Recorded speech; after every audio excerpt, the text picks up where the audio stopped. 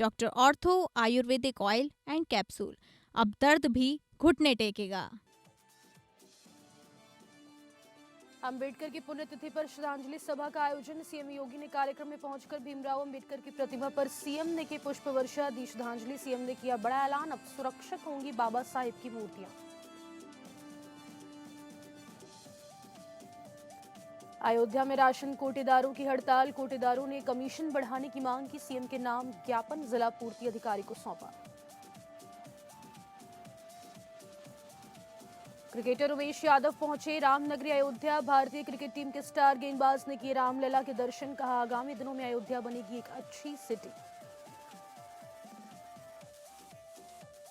और औरैया में पुरानी रंजिश के चलते युवक पर फायरिंग, 2 युवकों ने युवक पर चलाई गोली।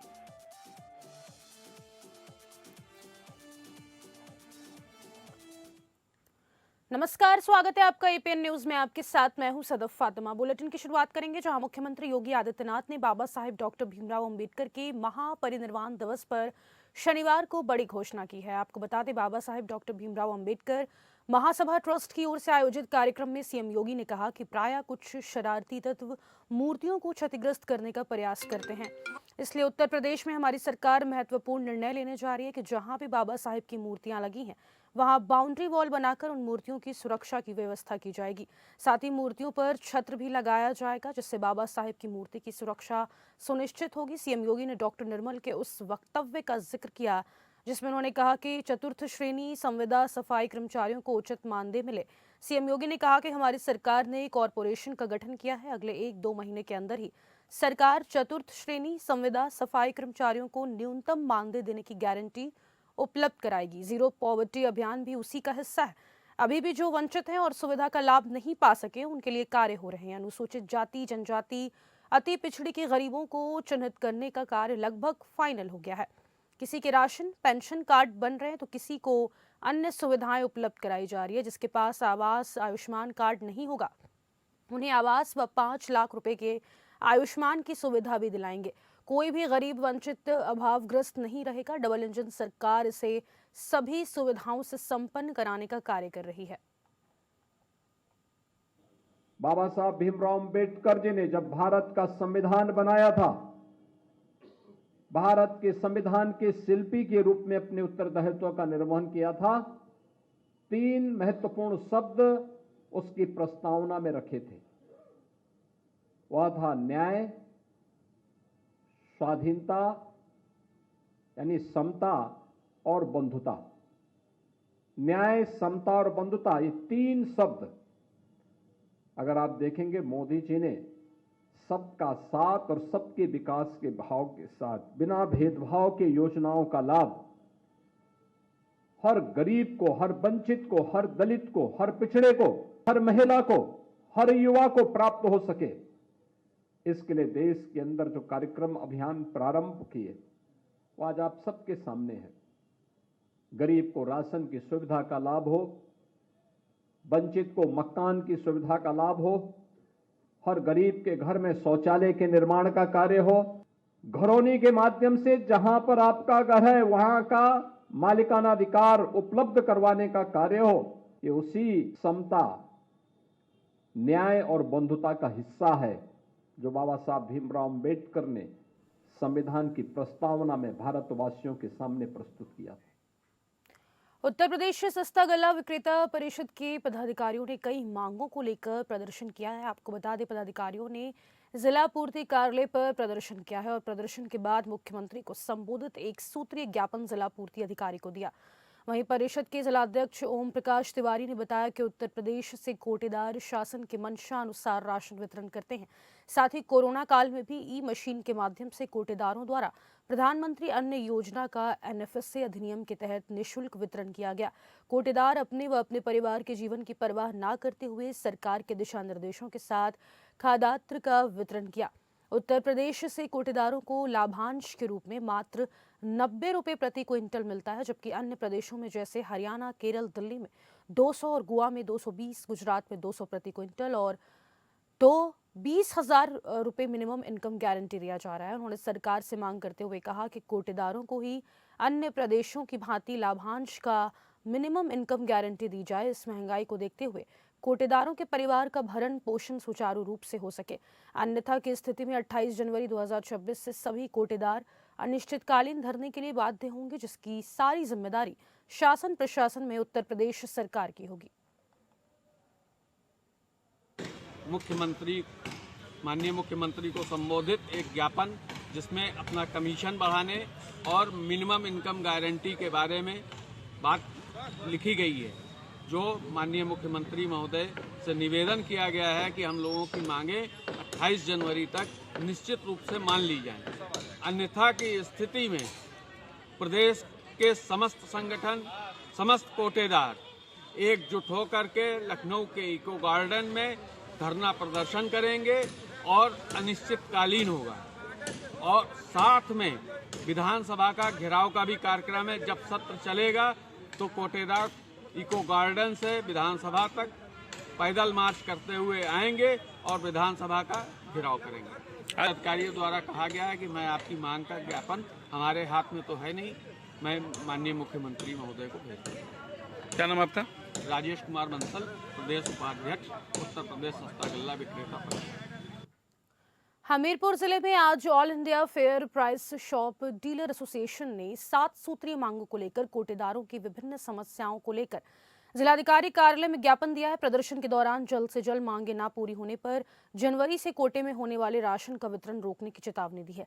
इस दौरान सैकड़ों की संख्या में कोटेदार शामिल हुए। वहीं प्रदर्शन के दौरान कोटेदारों ने बताया कि पुराना परिवहन व्यय शुल्क नहीं दिया गया है।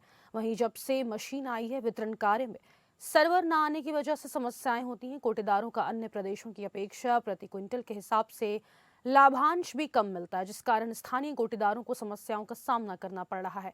कोटेदारों की समस्याओं का अगर जल्द निस्तारण नहीं होता है तो जनवरी से उठान और वितरण दोनों बंद कर देंगे।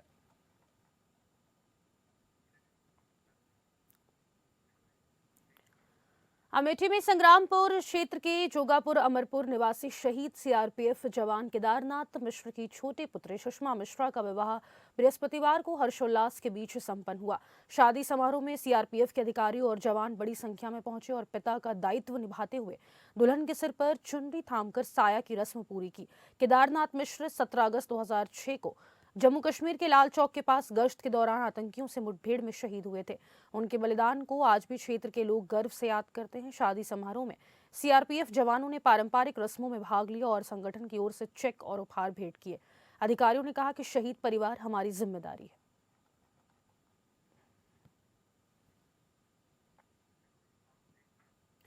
खबर अब कुशीनगर से है, जहां एक बार फिर रिश्ते शर्मसार हो गए हैं। आपको बता दें, किशनपुरा थाना क्षेत्र के बैकंठपुर गांव में एक देवर ने घरेलू विवाद के चलते अपनी भाभी की हत्या कर दी। देवर ने भाभी पर चाकू से वार कर मौत की घाट उतार दिया। भाभी लगभग 8 महीने की गर्भवती थी। वारदात के बाद हत्यारा मौके से फरार हो गया। हत्यारे की मां ने पुलिस को फोन कर घटना की सूचना दी। पुलिस ने मौके पर पहुंचकर शव को पोस्टमार्टम के लिए भेज दिया। पुलिस आगे की कार्रवाई में जुट गई है। जल्द फरार आरोपी को तलाश कर जेल भेज दिया जाएगा।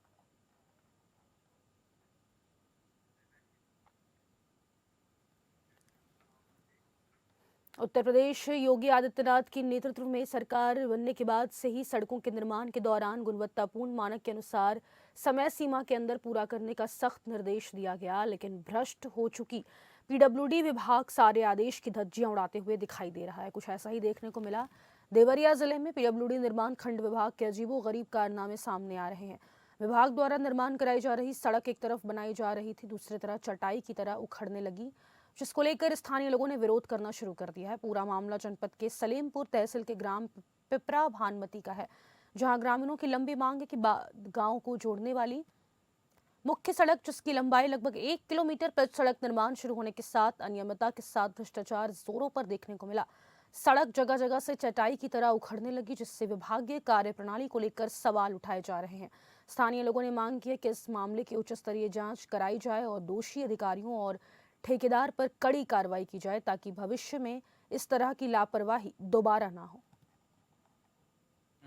बढ़िया जब काम हो तब न रुकी, जब यही पर करत तो टूटबे करी पीछे। मट्टियों साफ नहीं किया, गंदगी वहीं रहता है। वो कहाँ साफ भइल बा?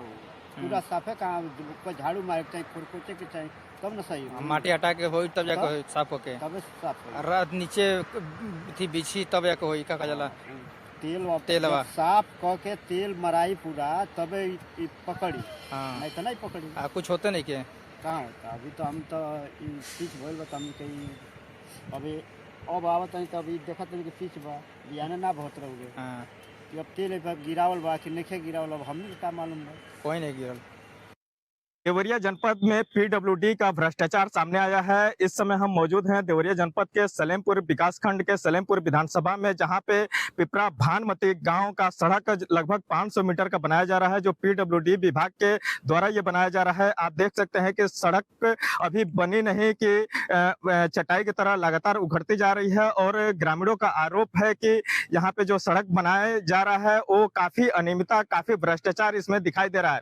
आपको ये दृश्य भी दिखा देते हैं कि इस सड़क को देखिए, थोड़ा गौर करिएगा कि इस सड़क में काफी अनियमितता, काफी भ्रष्टाचार ये चटाई की तरह उखड़ते आपको दिखाई देता होगा। इस समय हम उसी सड़क पे मौजूद हैं और लगातार ये दृश्य दिखाने की कोशिश कर रहे हैं और अधिकारियों से संपर्क किया जा रहा है तो अधिकारी कैमरे पे आने से साफ मना कर दे रहे हैं। इससे साफ जाहिर होता है कि अधिकारी भ्रष्टाचार में संलिप्त होते हुए दिखाई दे रहे हैं। APN news, Amit Rajpal, Deoria.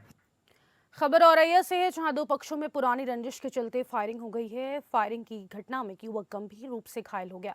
आपको बता दें, घायल युवक का इलाज सीएचएस केंद्र में जारी है। घटना के संबंध में बता दें कि एक पक्ष विनोद कुमार अपनी गाड़ी से मांगलिक कार्य के लिए जा रहे थे, तभी बुंदेलखंड एक्सप्रेसवे की सर्विस रोड पर दो बाइक से आए युवकों ने गाड़ी रोककर फायरिंग शुरू कर दी, जिसमें कार सवार विनोद कुमार गंभीर रूप से घायल हो गया। शुरुआती जांच में पता चला है कि फायरिंग करने वाले युवकों से उनकी पुरानी रंजिश चल रही थी, जिसका मौके के फायदा उठाकर युवक पर हमले कर दिया गया।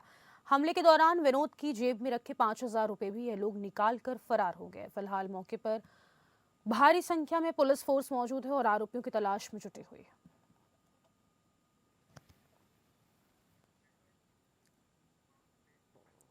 देवरिया में all India fair price association के बैनर तले कोटेदारों ने जोरदार प्रदर्शन किया है। आपको बता दें, कोटेदारों की मांग है कि सरकार उनकी समस्याओं का समाधान जल्द से जल्द करे। देवरिया के जिला पूर्ति अधिकारी कार्यालय के सामने बड़ी संख्या में कोटेदार एकत्र हुए और अपनी मांगों को लेकर जोरदार धरना प्रदर्शन के बाद जिला पूर्ति अधिकारी संजय कुमार पांडे को मुख्यमंत्री के नाम ज्ञापन सौंपते हुए कहा कि यदि हमारी मांगे पूरी नहीं हुई तो बाद में आंदोलन करेंगे। कोटेदारों ने अपना विरोध दर्ज करने के लिए हाथों में ई पास मशीन लेकर नारेबाजी की और मशीन को कार्यालय में जमा कराया।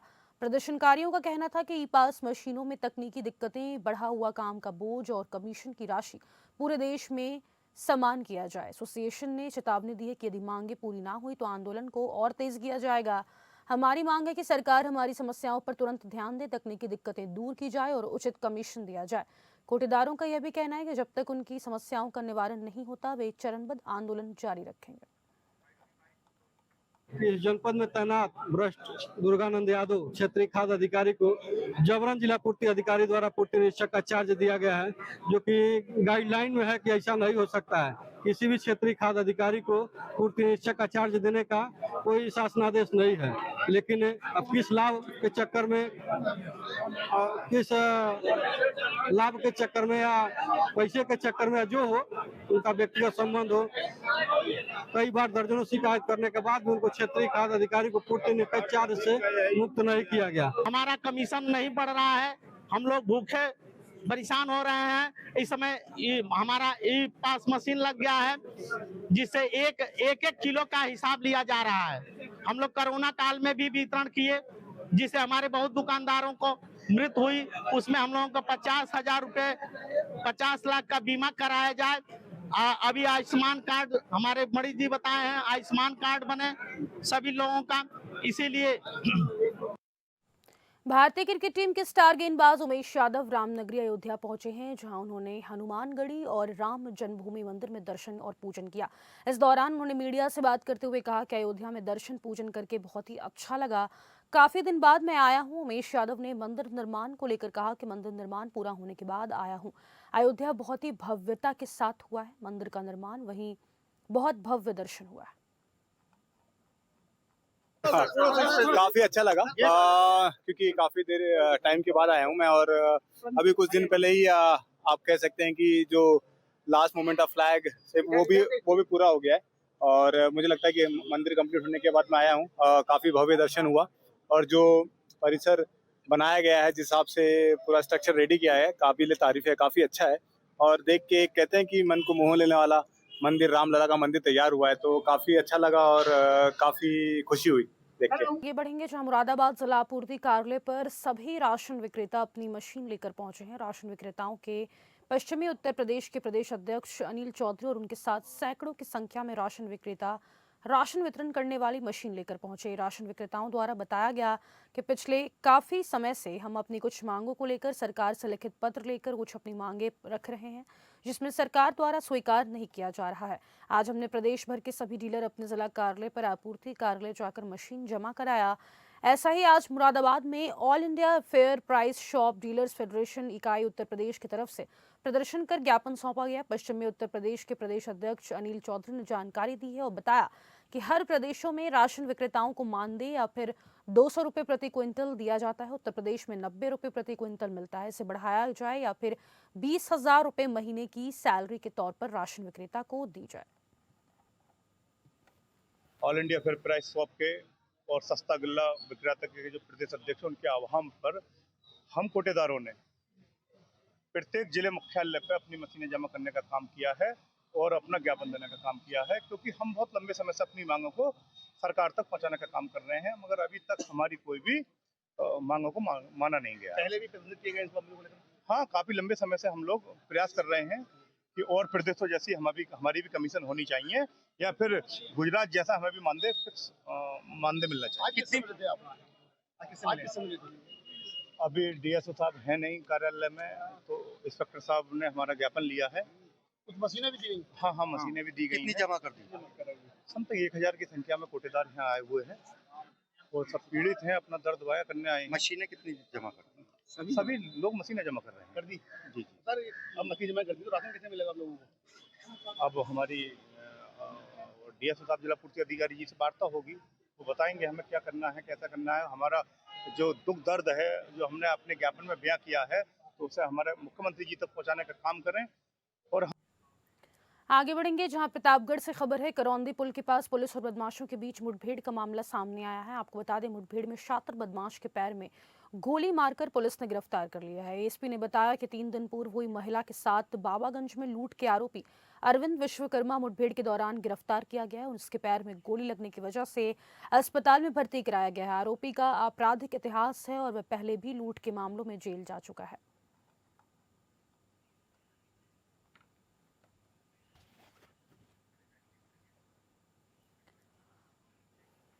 शाहजहांपुर पुलिस ने बड़ी कामयाबी हासिल की है। सोजे की टीम और पुलिस ने 10 करोड़ 77 लाख रुपए की कर चोरी कर व्यापारियों को आईटीसी का लाभ पहुंचाने वाले गिरोह का पर्दाफाश किया है। पुलिस ने 3 सदस्यों को गिरफ्तार किया। पुलिस अधीक्षक राजेश द्विवेदी ने बताया कि यह ग्रुप सोशल मीडिया, इंस्टाग्राम के माध्यम से लोगों को लोन दिलाने का प्रलोभन देकर उनके आधार कार्ड, पैन कार्ड, बिजली बिल प्राप्त करते थे। इनके आधार पर फर्जी हस्ताक्षर कर कूटरचित रेंट एग्रीमेंट तैयार कर बोगस जीएसटी की फर्म बनाते थे और इन फर्म के नाम से बैंकों में करंट खाता खुलवाकर बड़े पैमाने पर धनराशि का फर्जी लेन देन कर टैक्स चोरी करते थे। पुलिस ने इनके पास इलेक्ट्रॉनिक उपकरण सहित कूटरचित डॉक्यूमेंट्स 35 लाख रुपए कीमत की इलेक्ट्रॉनिक कार बरामद की है। इनसे पूछताछ में अब तक पता लगा है जो मोटर्स ऑपरेंडाई है इनका, ये लोग सोशल मीडिया के माध्यम से, कभी अन्य माध्यम से एडवर्टाइज करते हैं, लोगों के बारे में सूचनाएं एकत्र करते हैं, उनसे अकाउंट खुलवाते हैं। उन अकाउंट्स में यूज़ करके उसमें वो एक जीएसटी फर्म क्रिएट कर लेते हैं। जैसे ही इनको एक जीएसटी फर्म मिल जाती है, उसको जो इनसे लिंक्ड अन्य फर्में हैं वो उसमें फर्जी माल का भेजा जाना, पेमेंट लेना, इस तरह के ट्रांजैक्शंस करते हैं, जिससे कि इनको उसका लाभ वो इनपुट टैक्स क्रेडिट के रूप में, अपना टर्नओवर बढ़ाने के रूप में या मनी लॉन्ड्रिंग के रूप में करते हैं। अभी फ़िलहाल इन 3 लोगों को अरेस्ट किया गया है, इनका पीसीआर लिया जाएगा और जो भी फर्म्स इन्वॉल्व हैं इस प्रकार के धोखाधड़ी में जिनको इसका लाभ मिला है उनका खुलासा किया जाएगा। फिलहाल के लिए इस बुलेटिन में बस इतना ही। मुझे दीजिए इजाजत। नमस्कार।